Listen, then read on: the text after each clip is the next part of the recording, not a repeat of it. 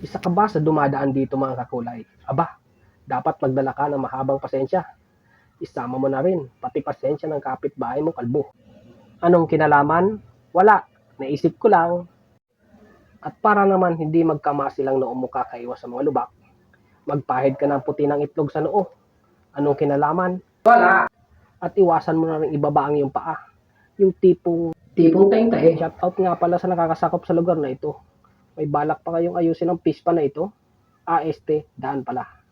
Huwag puro band-aid solution ang gagawin mga kakulay. Ilang minuto ba o oras ang kakailanganin o sasayangin dahil lang dito? Yung ilog na may konting kalsada. Ang nangyari tuloy mga kakulay, yung lahat ng basic na pinag-aralan ko sa motorcycle handling. Mukhang dito ko lahat yata magagamit sa lugar na ito. O siya, hanggang dito na lang muna. Baka magkamasil pang noon ng mga taga-LGU sa